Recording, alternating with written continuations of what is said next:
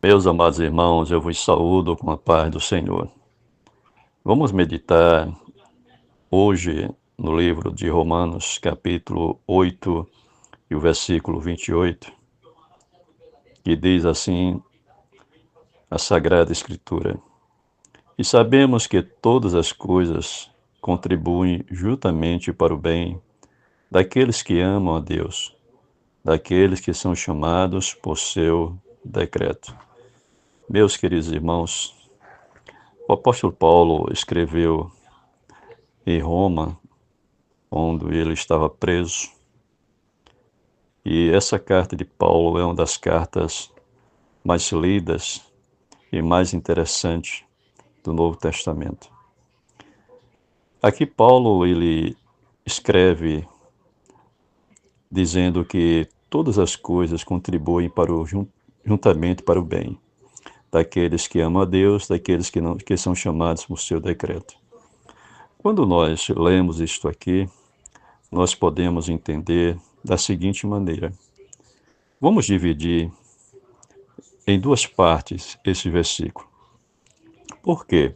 Porque aqui nós encontramos duas condições que Paulo aqui ele coloca para que a gente entenda o porquê desta palavra. Quando ele diz: "E sabemos que todas as coisas contribuem juntamente para o bem", mas isso aqui inclui duas condições. Então, a primeira condição, daqueles que amam a Deus. Quando nós amamos a Deus, esta condição está inserida dentro do contexto. Então, estas palavras de Paulo é para a igreja do Senhor, aqueles que verdadeiramente amam a Deus. Agora, isso também não quer dizer que as pessoas que estão lá no mundo não possam amar a Deus. Pode amar a Deus, sem problema nenhum. E tem uns que verdadeiramente amam a Deus. Só que a maneira deles amarem a Deus talvez seja muito diferente da maneira que nós, como cristãos,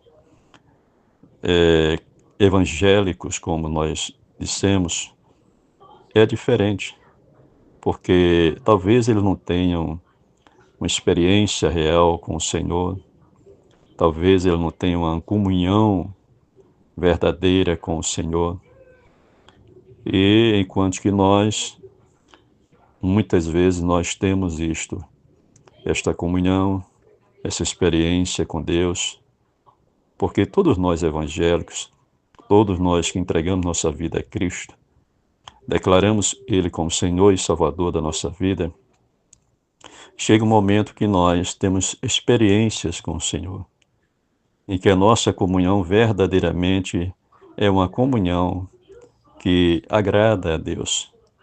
Então, a primeira condição aqui que Paulo está dizendo é daqueles que amam a Deus. A segunda condição, daqueles que são chamados por seu decreto. Isso quer dizer que, por seu decreto, ou seja, seu propósito, e não o nosso.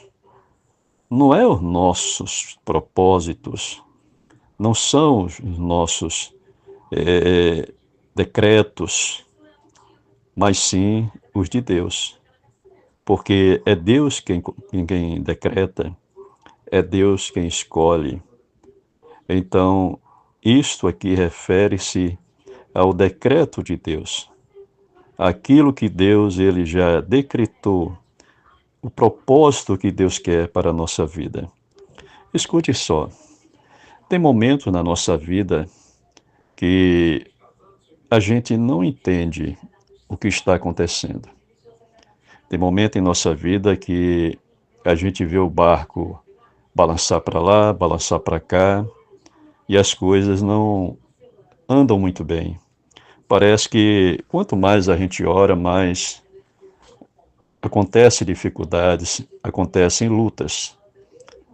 Isso quer dizer que eu, como cristão, eu sei que essas coisas podem acontecer na minha caminhada com Cristo.